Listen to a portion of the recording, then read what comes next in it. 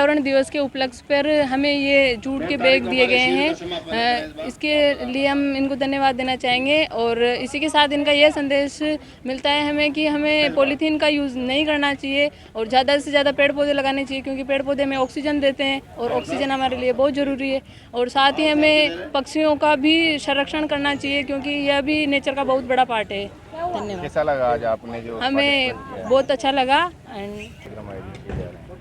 आज विश्व पर्यावरण दिवस है और आज की परिस्थितियों में इसका बहुत ज़्यादा महत्व है, क्योंकि पृथ्वी पे जो है सीमेंट कंक्रीट का जंगल ज़्यादा बढ़ गया है और जो पेड़ों की संख्या काफ़ी कम हो गई है। इससे ग्लोबल वार्मिंग और बहुत सारे जो प्रत्यक्ष और अप्रत्यक्ष हमको साक्ष्य मिल रहे हैं पर्यावरण में, और इतनी भयंकर जो गर्मी है, जो टेम्परेचर बढ़ा है, हमारे ग्लेशियर पिघल रहे हैं, इसका सबसे बड़ा कारण पर्यावरण में क्षति होना है। तो हम प्रयास कर रहे हैं कि इस दिवस पे एक संकल्प लें कि हर आदमी एक पेड़ लगाए, उसका पालन पोषण करे, उसको बड़ा करे। और ये जो समस्या हमारे सामने उत्पन्न हुई है, जिसके बहुत भयंकर परिणाम आने वाले हैं, और वर्तमान में हम इनको इसका सामना कर रहे हैं, क्योंकि इस बार टेम्परेचर बहुत सारी जगह 50 डिग्री से ऊपर भी चला गया।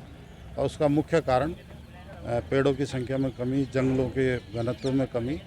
तो हम प्रयास करेंगे कि सबको जागरूक करके सबसे पेड़ लगवाएं और इस धरती पे हरियाली का आच्छादन करें और पर्यावरण को सुरक्षित करके। लक्ष्य लिया गया इस बार वृक्षारोपण का? इस बार पूरे स्टेट में फॉरेस्ट एरिया से बाहर कम से कम 5 करोड़ के पास पौधे लगाने का TOFR स्कीम के तहत किया गया।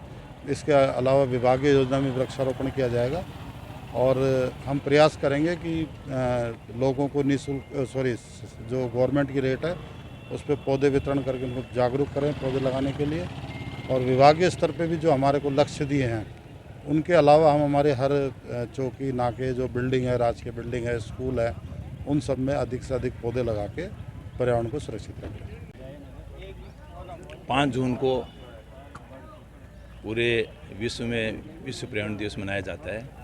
आज यहाँ बूंदी में खेल संकुल में ये विश्व पर्यावरण दिवस मनाया गया है।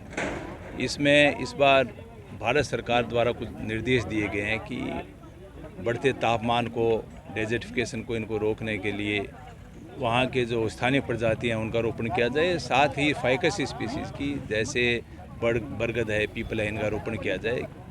और वृक्षारोपण के साथ साथ परिंदे बांधे गए हैं।